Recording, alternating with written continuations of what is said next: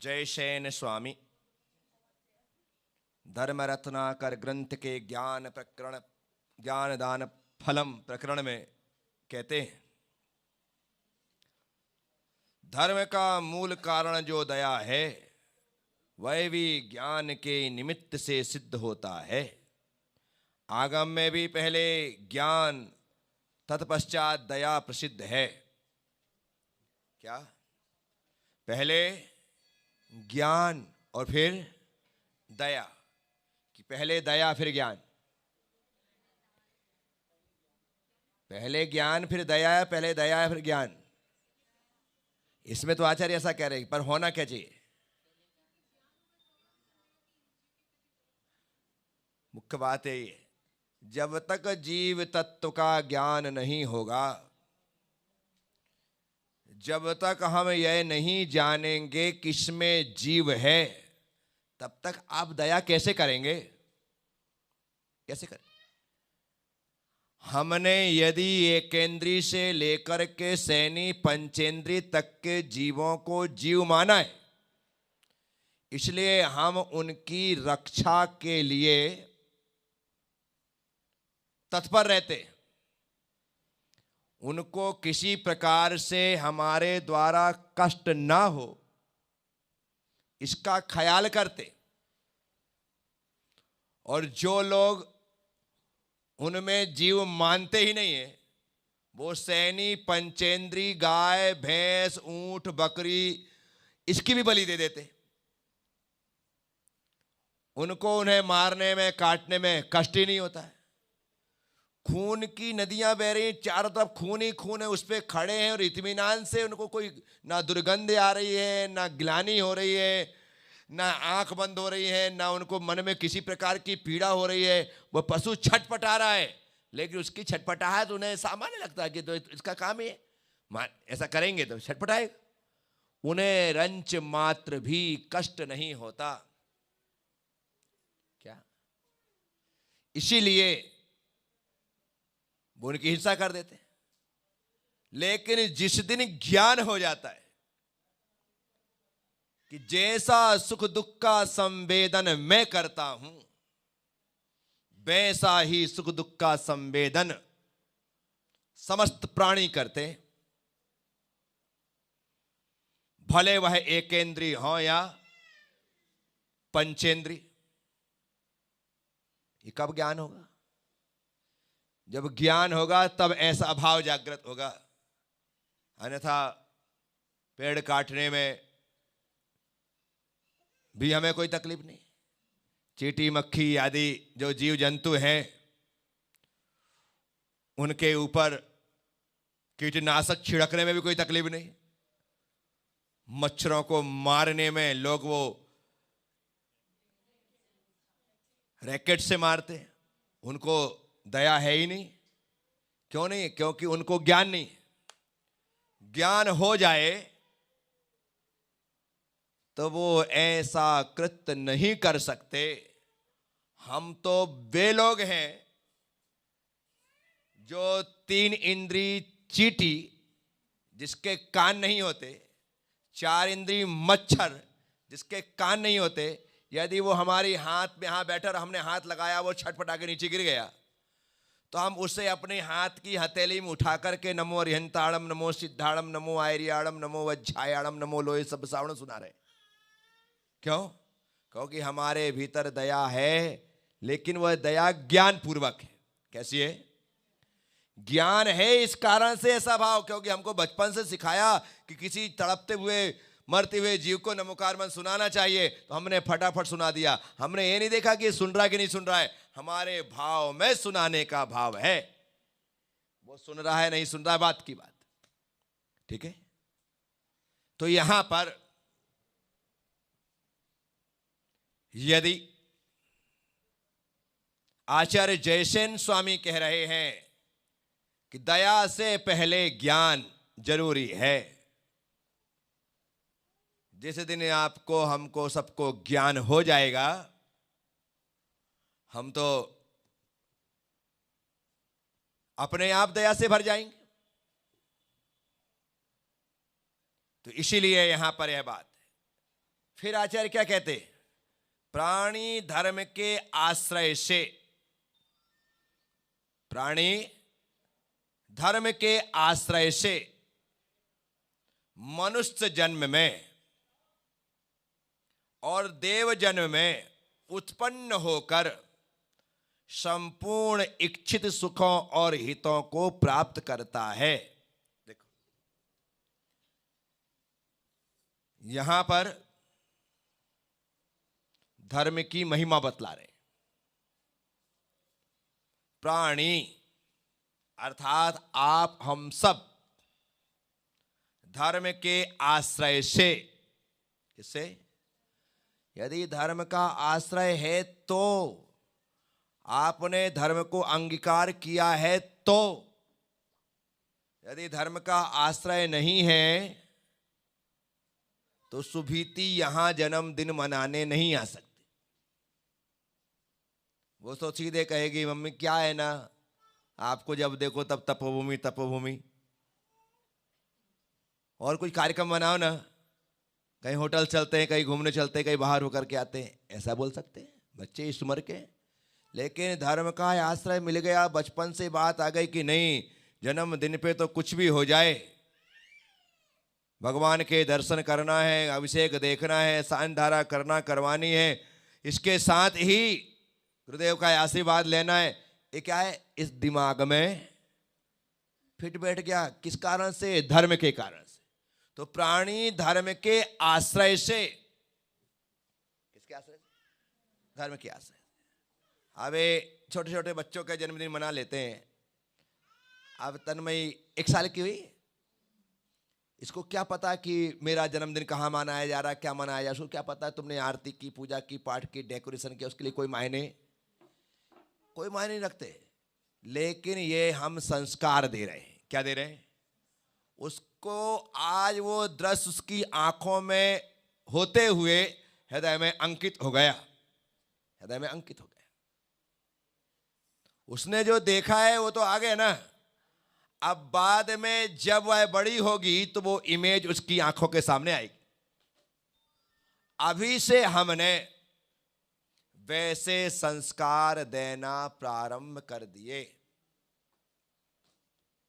ये जरूरी है, अन्यथा भटकने में देरी नहीं लगती। आचार्य यहां पर मनुष्य जन्म में और देव जन्म में, तो प्राणी धर्म के आश्रय से एक तो मनुष्य गति में और दूसरा देव गति में उत्पन्न होकर, अब वहां पर पैदा हुआ, कहां पर? मनुष्य गति में और देव गति में, संपूर्ण इच्छित सुखों और हितों को प्राप्त करता है।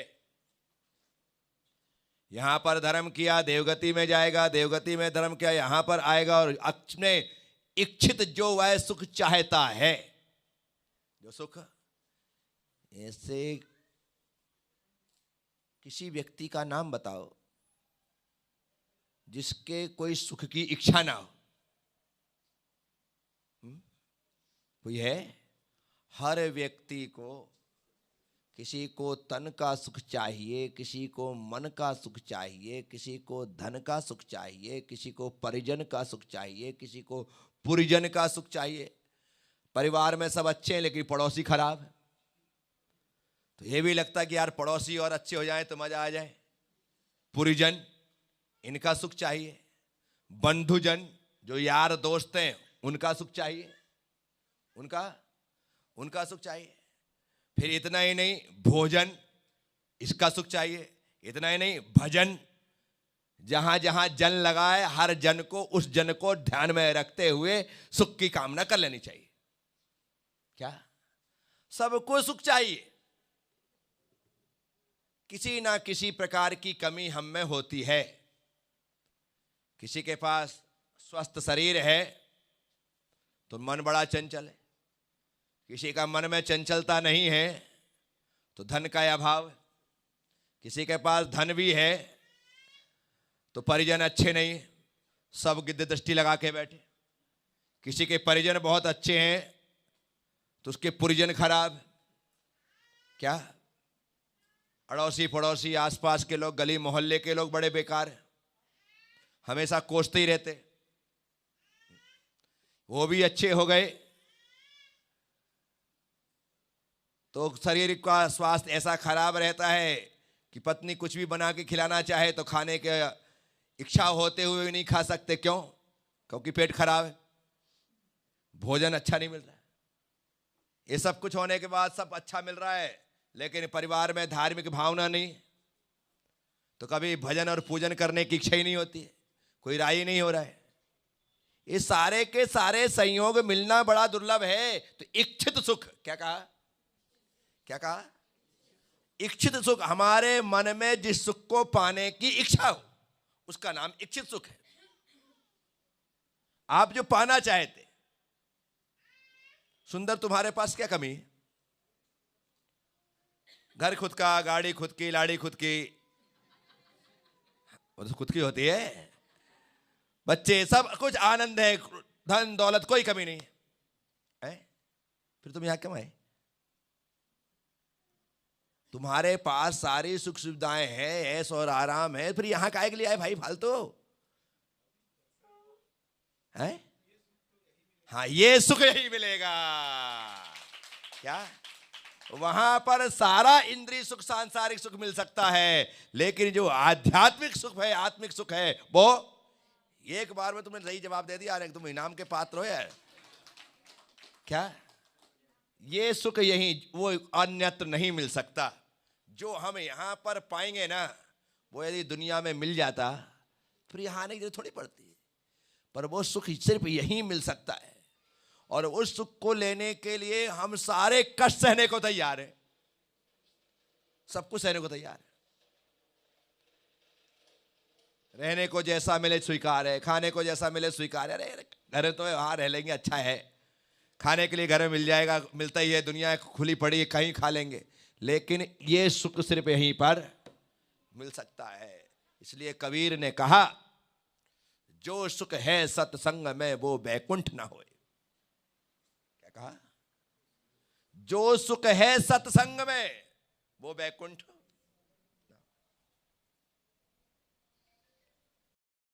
बैकुंठ मतलब स्वर्ग, बैकुंठ मतलब उनका परम धाम, बैकुंठ मतलब अपने मोक्ष की तरह उनका मोक्ष। बोले जो सुख मोक्ष में भी नहीं है, स्वर्ग में भी नहीं है, परम धाम में भी नहीं है, वो सुख मुझे सत्संग में प्राप्त होता है। तो जो सुख कहीं नहीं मिलता ना सुंदर, वो सुख यहां पर मिलता है। और यहां पर नाम सुंदर नहीं होता, यहां पर शरीर सुंदर नहीं होता, यहां पर बैठने के बाद मन सुंदर हो जाता है, और उससे बड़ी सुंदरता दुनिया में कोई दूसरी नहीं। समझ रहे? तो इच्छित सुख, क्या कहा? तो हर व्यक्ति का कोई ना कोई इच्छित सुख होता है कि मुझे इसकी प्राप्ति हो, और उसके लिए यह प्राणी लगातार पुरुषार्थ करता है, मेहनत करता है, पसीना बहाता है लगातार कि मुझे ये चीज प्राप्त हो जाए। तो कहते हैं इच्छित सुख, और हितों को प्राप्त करता है। हित मतलब कल्याण। इच्छित सुख भी प्राप्त करता है और आत्मा का कल्याण भी करता है। कौन? जिसने धर्म का आश्रय लिया है वह प्राणी। धर्म का आश्रय लिया है वह। वर्तमान में भले धर्म का फल दिखाई ना दे, लेकिन याद रखना, यही बीज अंकुरित होगा, यही बीज पल्लवित होगा, यही बीज विकसित होगा, यही बीज पुष्पित होगा, यही बीज फलित होगा।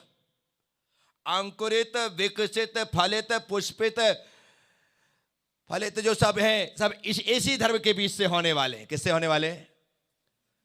तीर्थंकर का जो पद है ना, वो भी इसी का फल है।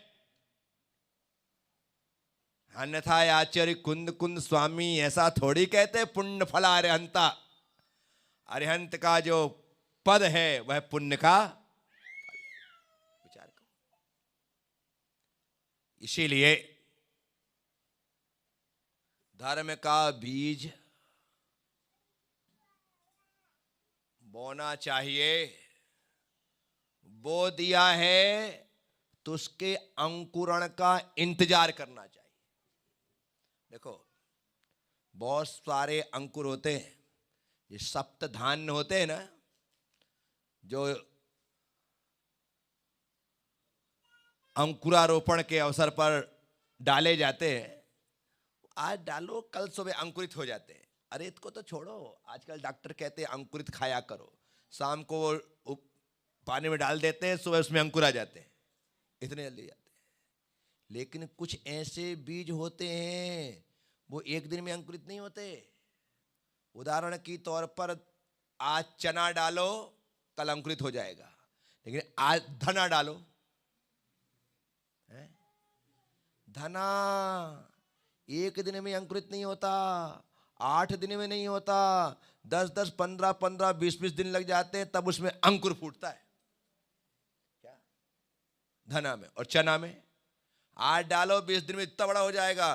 तो जो धने की खेती करे ना, हम ऐसे अनाड़ी, मतलब अपन नहीं जानते वो लोग, तो क्या होगा, अपन ने आज डाला कल देखेंगे यार अभी तक नहीं आया, 2 दिन 4 दिन देख लगता रखता खराब हो गया। और धने की विशेषता, धने की विशेषता क्या विशेषता है, चना तो पूरा बोना पड़ता है, लेकिन धना 2 टुकड़े करके बोना पड़ता है। क्या, धने को 2 टुकड़े करके बोना पड़ता है। बताओ, वो भी अजीब प्रकार की फसल है, लेकिन धना है आप। और भाई तो आज हम जो बो रहे हैं ना, वो चना नहीं है, धना है। क्या है, उदाहरण दे रहा हूं। देखो ये सब चीजों का ज्ञान होना जरूरी है, नहीं तो आप उदाहरण क्या दोगे, कैसे लोगों को समझाओगे। ज्ञान कोई भी अर्थात किसी भी चीज का व्यर्थ नहीं होता। अब आप कहो कि मैंने कभी चने के बारे में, धने के बारे में जान लिया, पढ़ लिया, तो लगेगा ये भी कोई काम की चीज है क्या। अरे महाराज जी को धना और चना से क्या मतलब। अरे भाई उदाहरण तो कुछ भी आ सकता है? काम कहीं भी आप उन चीज का ले सकते हो। राजस्थानी लोग होते ना, अने गांव ग्रामीण राजस्थानी, आप श्रेष्ठी लोगों को मत लेना, ग्रामीण जो अपने माथे पर 16 मीटर का साफा बांधते। अरुण कितने मीटर का? 16 मीटर का साफा बांधते। दिमाग खराब हो जाए ना। यहां से बांधते हैं, ऐसा आता है इनका, एक तरफ झुक करके नहीं लगा। अब मैं उदाहरण दे रहा हूं।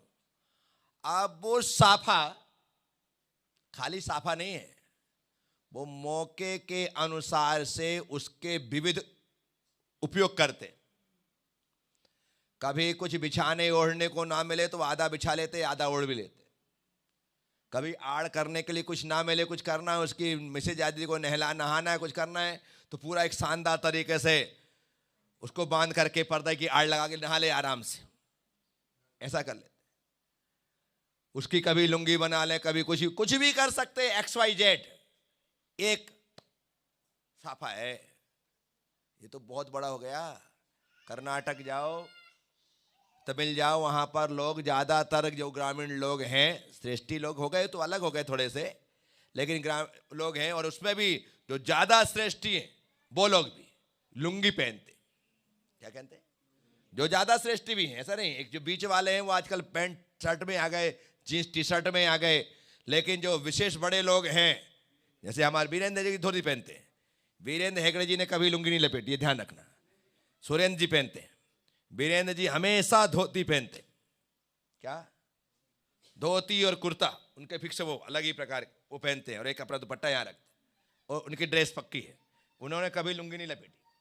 सुरेंद्र जी उनके भाई हैं, हरसेंद्र उनके भाई हैं, वो सब लोग लुंगी लपेटते हैं।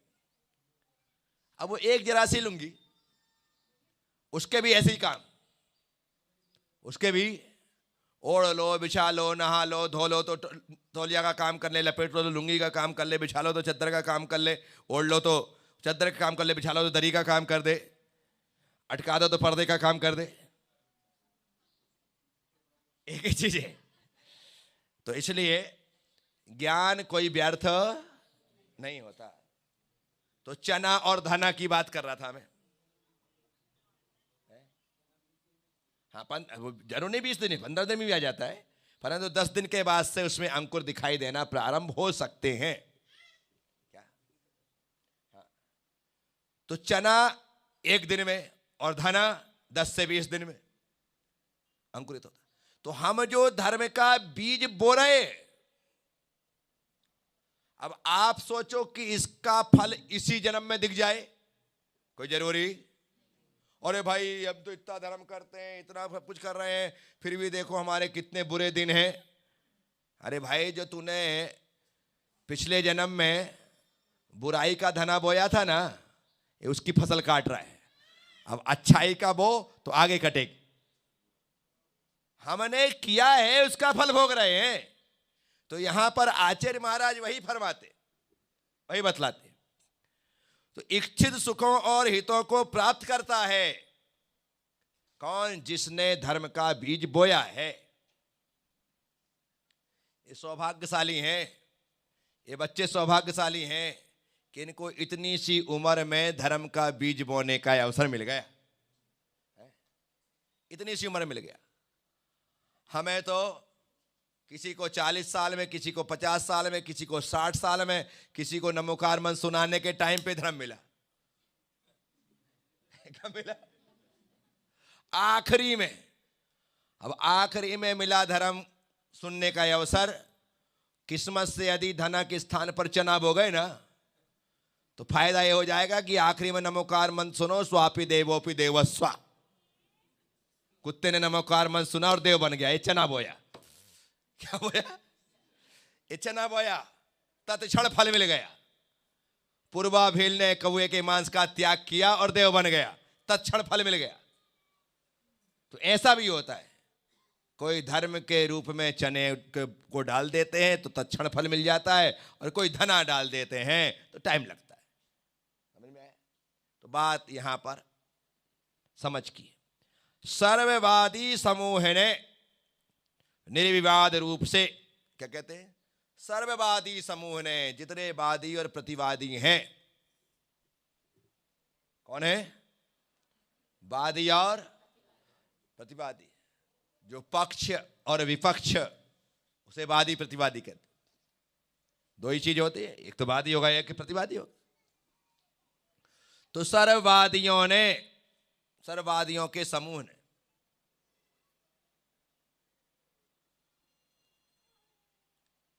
निर्विवाद रूप से, किसी प्रकार का कोई विवाद नहीं किया, उस धर्म को समस्त सुखों की सिद्धि का निमित्त कहा है। क्या कहते हैं?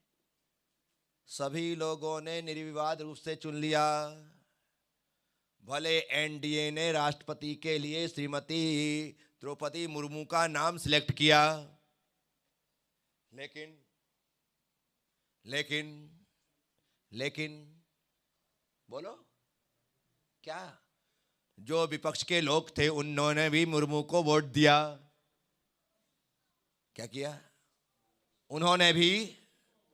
ये तो ठीक है, अभी तो वोटिंग होने लगी।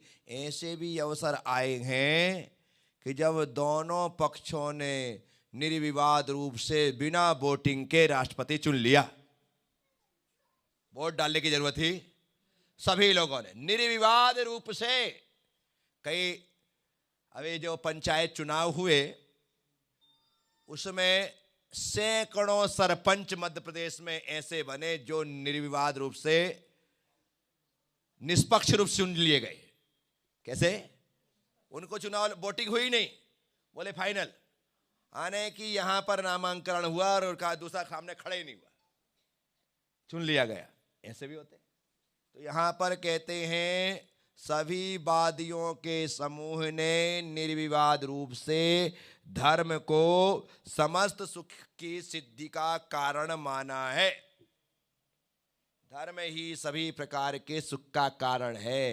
ऐहिक सुख भी धर्म देता है और पारलौकिक सुख भी धर्म देता है। शारीरिक सुख भी धर्म देता है, मानसिक सुख भी धर्म देता है, आत्मिक और आध्यात्मिक सुख भी धर्म देता है, इंद्रिय सुख भी धर्म देता है, अतीन्द्रिय सुख भी धर्म देता है। अर्थात सांसारिक सुख का कारण भी धर्म है और मोक्ष सुख का कारण भी धर्म है। इसलिए 4 पुरुषार्थों में पहला पुरुषार्थ धर्म है।